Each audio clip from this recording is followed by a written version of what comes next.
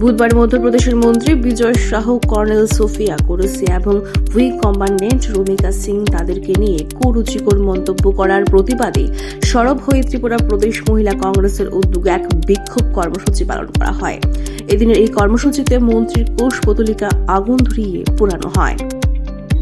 আপনারা জানেন যে আমাদের দেশে যে কাশ্মীরের পেহেলগাঁওয়ে যে 22 তারিখ যে ঘটনা ঘটেছে তার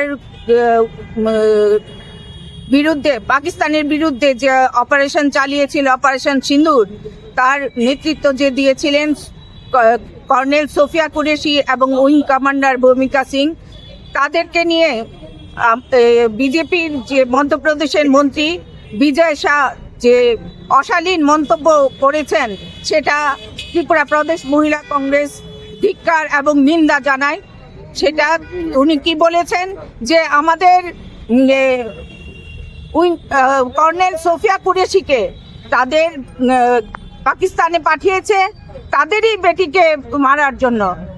সেটা অত্যন্ত লজ্জাদায়ক। আমাদের বীর সেনানী যে সোফিয়া কুরেশি, ভারত কি বেটি, এবং উইং কমান্ডার ভারত কি বেটি, যারা মুখে স্লোগান দেন বেটি বাঁচাও বেটি পড়াও এবং মহিলাদের যে সম্মানের কথা বলেন, মুখেই তাদের বুলি আওড়া একমাত্র।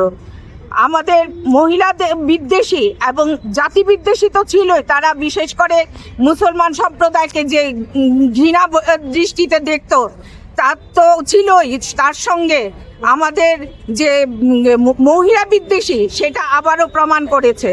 তাই আমরা ত্রিপুরা প্রদেশ মহিলা কংগ্রেস সারা ভারতের সঙ্গে রাষ্ট্রীয় মহিলা কংগ্রেস সব রাজ্যেই এই প্রতিবাদ জানাচ্ছে যে অবিলম্বে এইরকম সাংবিধানিক পদে বসে থেকে যে মন্ত্রী এরকম কথা আমাদের মহিলাদের সম্বন্ধে বলতে পারে, তারা একের পর এক ঘৃণ্য রাজনীতি করে যাচ্ছে মহিলাদেরকে নিয়ে, সেটা ত্রিপুরা প্রদেশ মহিলা কংগ্রেস কোনো মতেই মেনে নিতে পারে না এবং তাকে অবিলম্বে যাতে এই মন্ত্রী বিজয় শাহকে অবিলম্বে এই সাংবিধানিক পদ থেকে বরখাস্ত করে এবং তাকে দোষী সাব্যস্ত করার জন্য আইনত ব্যবস্থা নিক, নয়তো আমাদের এই আন্দোলন জারি থাকবে।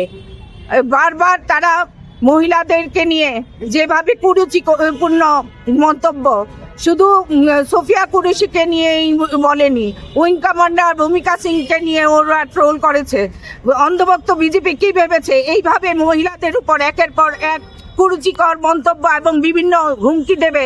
সেটা আমরা ভারতীয় মহিলা হিসাবে কোনো মতে এগুলি বরদাস্ত করব না এবং এর প্রতিবাদ স্বরূপ আমরা যতদূর যায় আমরা আন্দোলন জারি রাখবো।